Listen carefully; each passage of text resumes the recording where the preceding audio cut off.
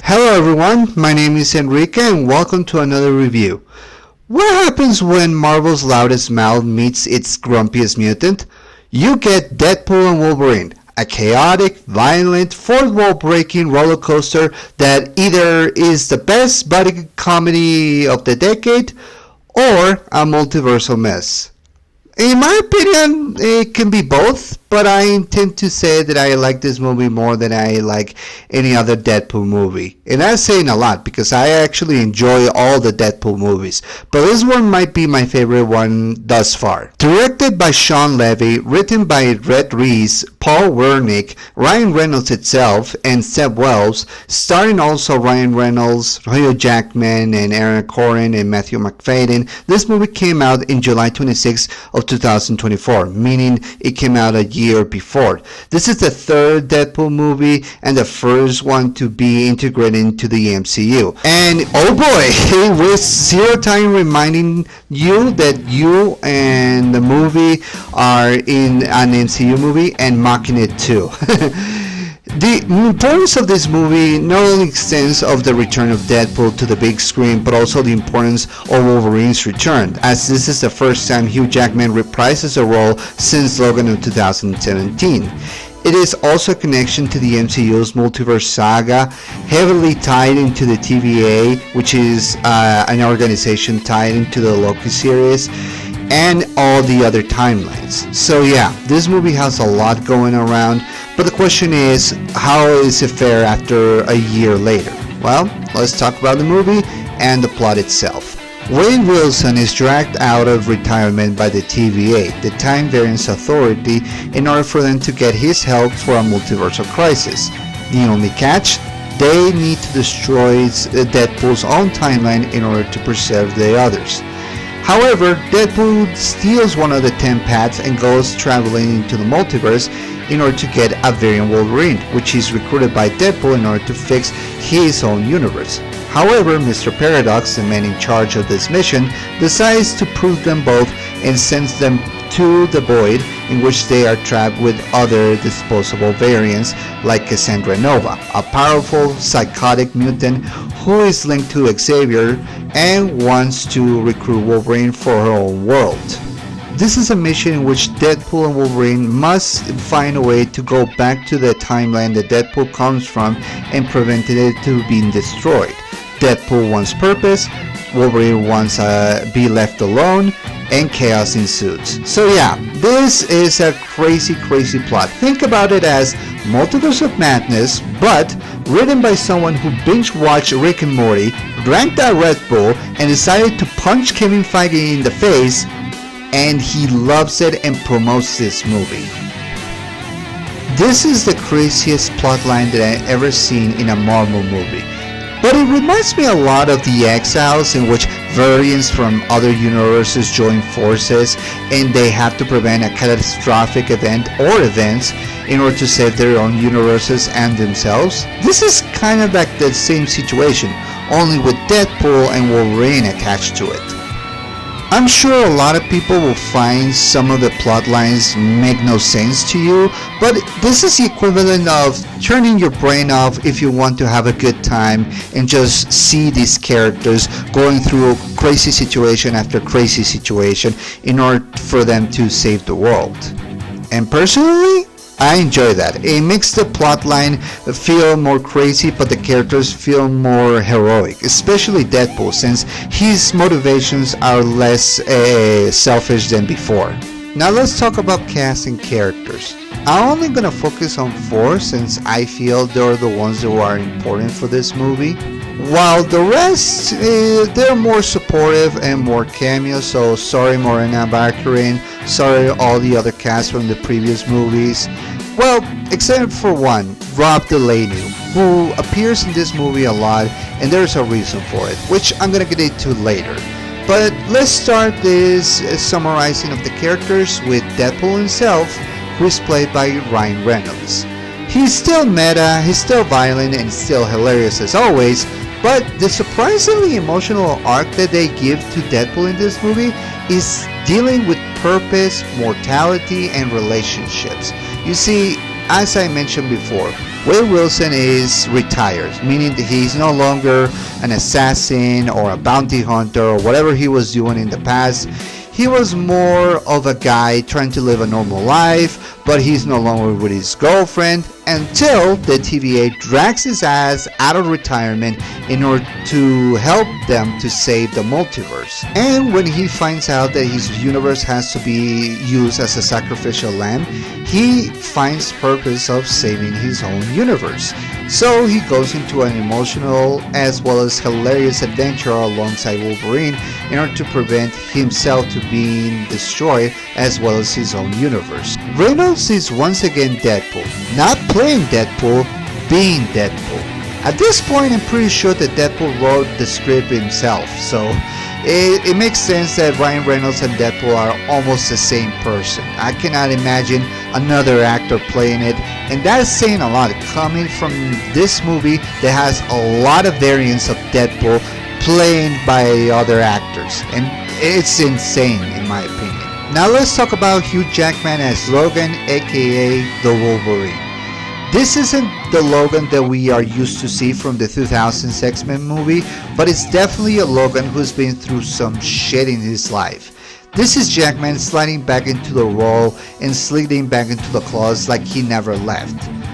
But like I mentioned before, this isn't the Logan that we are used to see.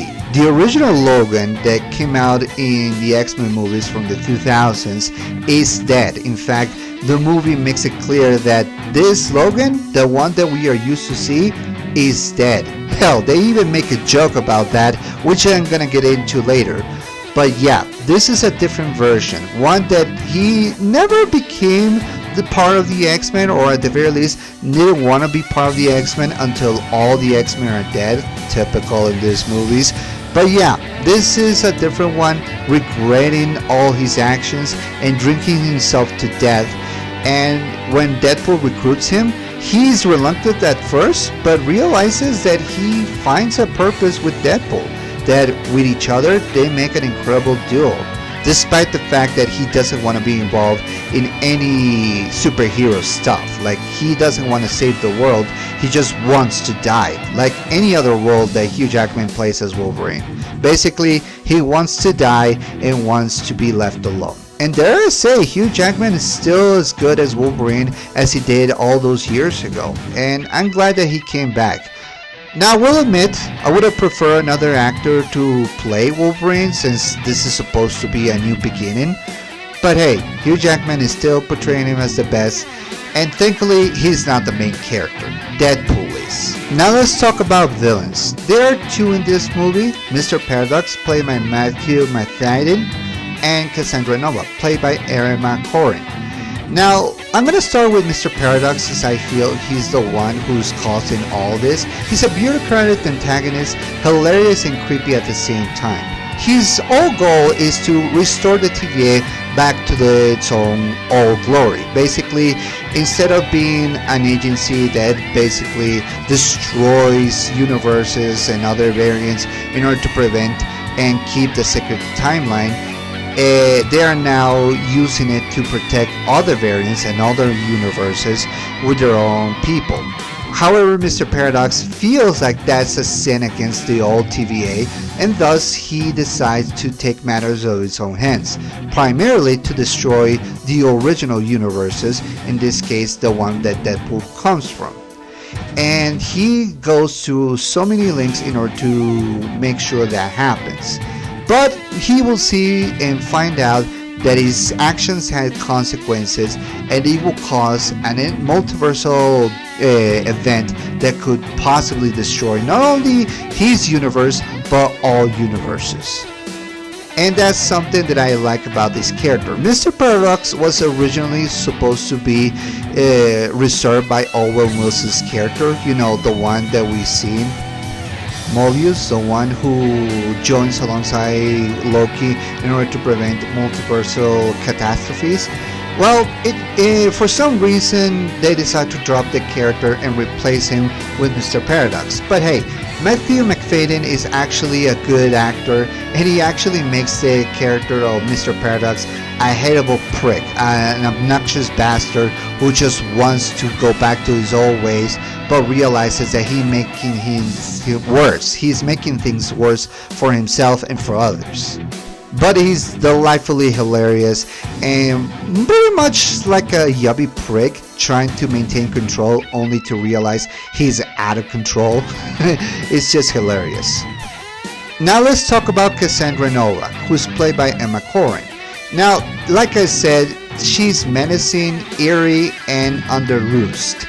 Basically, she's like the Professor X with telepathic abilities, but who is more evil, who's willing to go through anybody to get her goals. However, in this movie, her goals are basically to stay in the void. She created this little kingdom for herself and for other variants in which she doesn't want to leave. In fact, after the events of this movie, she wanted to create a world only reserved for the void. Basically destroy every world and the next until there was nothing left but the void. Basically creating the junkyard into her own place and recruiting other variants into do her bidding. And if you don't do her bidding, she will kill you. And she's almost indestructible. Not in the same levels as Wolverine and Deadpool, but she's willing to go through anybody, and she's not gonna be unfazed by any danger or any threat. And that makes her 10 times more intimidating than Magneto, Apocalypse, or any of the villains that came out of the 2000s X-Men movies. She is relentless, a stone cold killer, and she's willing to make jokes about it. She is definitely a definition of a bad villain. Let's talk about action sequences, because this is a movie that really relies on the action. It's very bloody, brutal, with some solid choreography. It's not just CG, there are practical effects and hand-to-hand fights.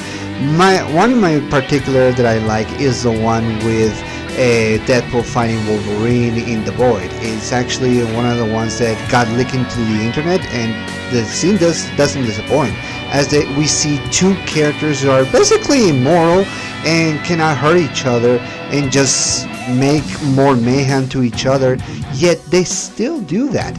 Another thing that I like about them is fighting inside the minivan, the one that they use in order to go from one place to another. They fight entirely on that scene. It's probably one of my favorite ones. It's chaotic, it's funny, it's also dramatic, but it's one that I enjoy the most, and it gets a lot of comedy out of both Hugh Jackman and Ryan Reynolds. So that's something I appreciate. Although there are tons, and I mean tons, of action sequences and scenes that are just hilarious, funny, and bloody. The opening one, in which we see Deadpool fighting the TVA soldiers alongside the N6 music of Bye Bye Bye, just top notch. It's one of my favorite openings in a Marvel movie. We also see Deadpool going from timeline to timeline, finding all the Wolverines. We get cameos, we get other variations of timelines. There is just hilarious. It's just plainly hilarious. But let's talk about other scenes that people want to talk about, and that is the one from the cameos that we are going to see, which leads us to the part that I want to talk about, jokes and cameos. Now, this is the one that it pivots a lot of their moments to inside jokes or jokes that are basically in the forefront. Basically, we get a lot of cameos from Henry Cavill as Wolverine, Jon Favreau as Happy Hogan, and other people who were in original movies that got sent into the void. We get appearances from Jennifer Garner as Elektra, Wesley Snipes as Blade, meaning that now Blade is now canon to the MCU, meaning that the Marvel Cinematic Universe finally acknowledges that it started with Blade and with Wesley Snipes' Blade, and he says it himself, there's only one Blade and there never will be another Blade. Never. But the one that I actually got very shocked to see is Channing Tatum as Gambit. Now, this is an inside joke because there was a rumor, or well, not a rumor, there were plans of bringing Channing Tatum as Gambit into the Fox universe. You know, they wanted to make a movie about Channing Tatum becoming Gambit, how he has his powers, and he never got the chance because the movie got canceled after the Disney Fox buyout. So after that, we were left wondering what would have been a Channing Tatum as Gambit. And I gotta say, for a minute, I thought it wouldn't be possible. But Channing Tatum as Gambit is unbelievably funny and charismatic. In fact, I argue to say that this is a perfect live-action version of Gambit. And he's going to make an appearance in the future, so it's definitely worth the wait.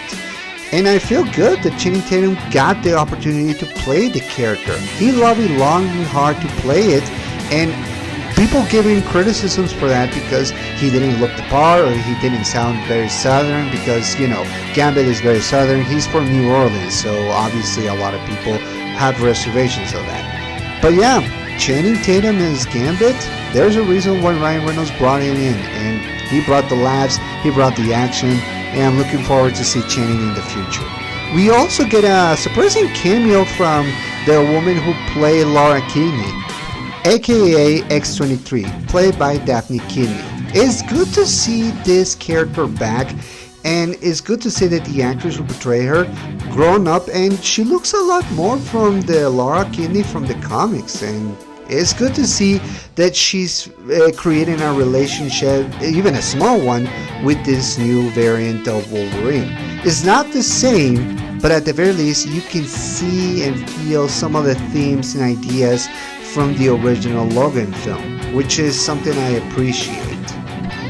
Speaking of cameos, we see a lot of cameos from different variants of Deadpool. And I mean different variants. There's a lady pool, kid pool, baby pool, head pool, ninja pool, a future Deadpool, a cowboy pool. It's just unbelievable, and all played by different actors. Some of them are played by Ryan Reynolds, but the majority are played by different actors. I will tell you which ones, but I will be spoiling. Just be sure to watch this film so you can get it yourself. Oh, and let's not forget Peggy Carter, aka Mary Poppins, which is the dog pool of this film, and she's the cutest dog of all. I mean, literally cute. I can see why Deadpool is very fond of it. But yeah, speaking of jokes and ideas, yeah, this is a movie that is very reliable on jokes, whether they're obscure jokes about different timelines or different performances, or even ones that you probably notice if you have been watching all the Fox movies and Disney films. Basically, this entire movie is all about jokes and ideas and inside humor, which is something that is very reminiscent to the Deadpool comics. The tone is very MCU joke, Fox Universe burns, and Disney jabs, fourth wall breaking talent, taken to the next level. One scene literally pauses the film. It's just unbelievable. And believe it or not, surprisingly heartfelt moments about identity, friendship, and loss. That's one of the things that I really enjoy about this film. That you can take these ideas and still make it a heartfelt experience for the public. And also, and this one is my favorite joke of all time, Chris Evans comes back as a Human Torch, and at the beginning we thought it was Captain America, but then he says Flamon, and I just spread out laughing. I'm glad that Chris Evans came back for that inside joke. I don't know how much they pay him for that, but it was worth every penny. But now let's talk about this section that I want to call Multiversal Madness, which is going to involve the characters in an event comic movie that we're going to see in the future, which of course talking about the Avengers Doomsday movie that we're going to see. Now, with the cameos and the multiverse timelines that we have seen thus far, it's pretty clear that we are going to see a lot of cameos and see the fabric of reality being changed in the Marvel Universe. And this movie does a great job establishing that. Feel this movie like a No Way Home and Into the Spider-Verse if they got drunk, if that makes any sense.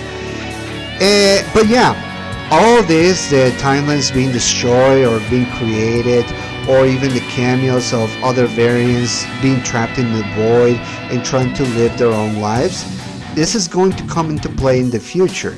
Considering the fact that we're going to see Doctor Doom being involved in this, it's pretty sure to assume that we're going to see a lot of people living and dying and the universe being reshaped. So yeah, I appreciate this movie for establishing what Secret Wars and Doomsday were going to be. With the movie rising in 78 of critics and 96% of audience in Rotten Tomatoes, and Metacritic giving a 56% instead of a 100%, a lot of people have been split about this film. Some people call this a chaotic, bloody, and lovely and a love letter to the Marvel Misfits, and others have seen it as a giant mess, not perfect, but feeling like it could have been a lot greater than that.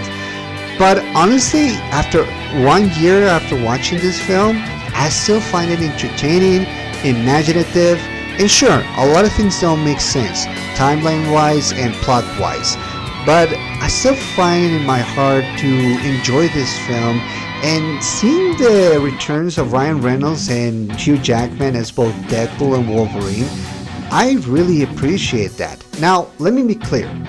Hugh Jackman's Wolverine, or hell, Wolverine as a whole, is overrated. I made it clear in my X-Men reviews that Hugh Jackman as Wolverine, or Wolverine as a whole, has always been used too much in my opinion. That he doesn't always have to be the main character on everything. Now thankfully, Deadpool is the main character in this one, but obviously because the return of Hugh Jackman meant a lot of numbers, so they made him also a main character. But I hope this comes into people's perspective and realize that Wolverine doesn't always have to be the main character. He only saves the world by the skin of his teeth. He only does that, and with the help of Deadpool. So we cannot all say they were the ones that he's the one responsible of everything that saves the world. But I hope I can make this clear. But with that being said, I'm glad that he returned. I'm glad that he's still the same Wolverine as we remember it to. I'm glad that Ryan Reynolds brought him back and he still brings the humor and jokes that we are used to in the Deadpool movies. And while I feel bad for the other characters that were in the previous movies, and you know the ones, Morena Baccarin, Blind Al, Negasonic Teenage Warhead, her girlfriend, even Colossus, even though they are not in the movie for that long, I still like this film because it brought the humor and the jokes of Deadpool that I'm used to. And that's something that I really enjoy. So yeah, in my opinion, while I don't give numbers, this is definitely a 9.0 for me.